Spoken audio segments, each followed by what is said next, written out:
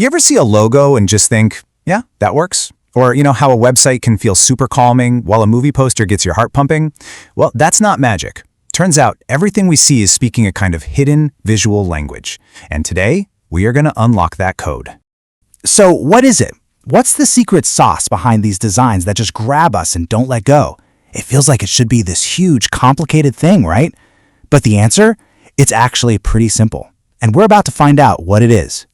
And here it is. The secret isn't some kind of mystical power you have to be born with. It all comes down to a basic toolkit, a set of just 7 core elements. That's it. If you can get a handle on these, you can start to understand and even create some really powerful stuff.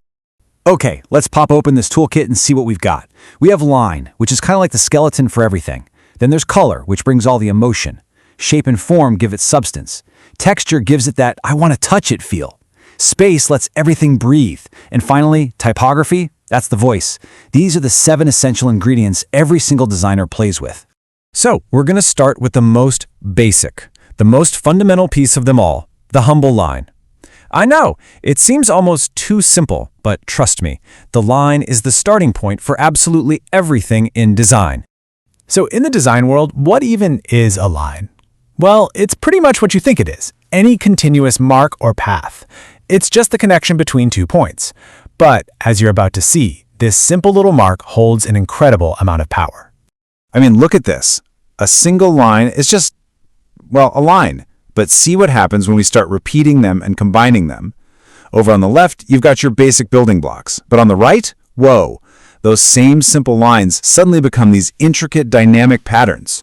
Just by changing up the thickness or the direction or adding a curve, you can create totally new feelings.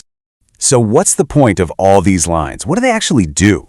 Well, think of them like the director of a movie. They're there to guide your eye exactly where the designer wants it to go. They build the fences that define shapes, they weave together into patterns, and they can even make something feel like it's moving or help separate different ideas on a page.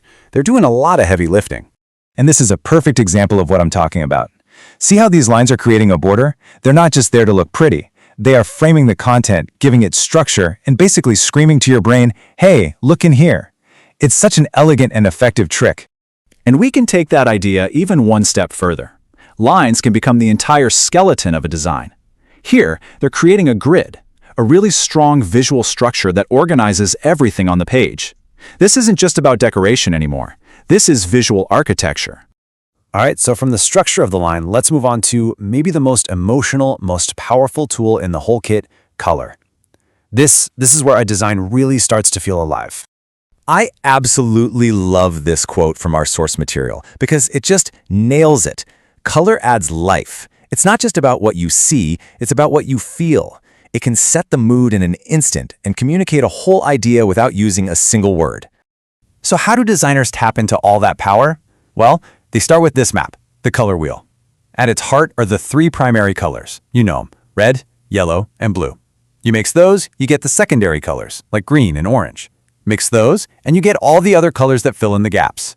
Just understanding how these all relate to each other is the key to everything. Okay, now this is super important for any designer. Are you making something for a screen or for a piece of paper? Because they speak 2 different languages. RGB is the language of light for all our digital screens. CMYK is the language of ink for anything you're going to print. They work in completely opposite ways, so if you mix them up, well, you can get some pretty weird results. Designers don't just throw colors together and hope for the best. They actually use proven recipes or color schemes. If you want something that looks clean and elegant, you might go monochromatic. Just one color, but in all its different shades. For a more natural, harmonious vibe, you'd use an analogous scheme. That's colors that are neighbors on the wheel. And if you really want to grab someone's attention, boom, you go complementary, picking colors from opposite sides of the wheel for maximum contrast.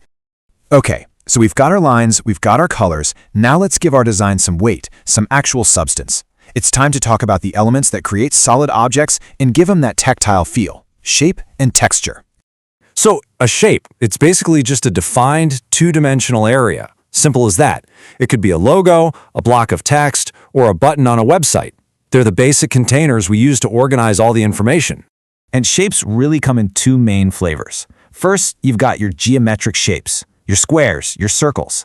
They feel structured, stable, really precise. And then you've got organic shapes. You know, the free-flowing, irregular shapes you find in nature. They feel way more natural, fluid, and a little bit spontaneous. Now, texture is so cool. It's the element that answers the question, what would this feel like if I could actually touch it? It's all about adding this perceived surface quality that brings depth and a bit of reality to an image that's otherwise totally flat. So why even bother with texture? Oh man, it does so much. It makes a design way more interesting to look at and can make certain things just pop. A rough texture can feel rustic and old, while a silky smooth texture feels modern and sleek. It's just another amazing tool for setting the mood. Okay, we've covered the big ones. We've got our lines, colors, shapes, and textures. But now we're going to see how they all come together with the final few elements in our toolkit to create a complete, cohesive experience. And this one image is just perfect for showing how it all works. We've talked about the lines and colors, right? But now look a little closer.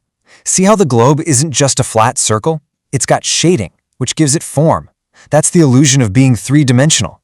And what about all that empty area, the sky? That's space, or negative space, and it's used on purpose to create balance and pull your eye where it needs to go. And if there were words here, the style of those words, the typography, would be the final piece, giving the message its unique voice. See? All 7 elements working together to create this one impactful little world. So I think the biggest thing to take away from all this is that great design is never, ever an accident. It's a language. And it's a language that's built from this core alphabet of the 7 simple elements we just looked at. Understanding these building blocks is the first step to really seeing the craft and the intention behind every design you look at. Honestly, this language is all around you. It's in the logos you see every day, the apps on your phone, the cover of your favorite book. So the only question I have for you is, now that you know the code, what are you going to see?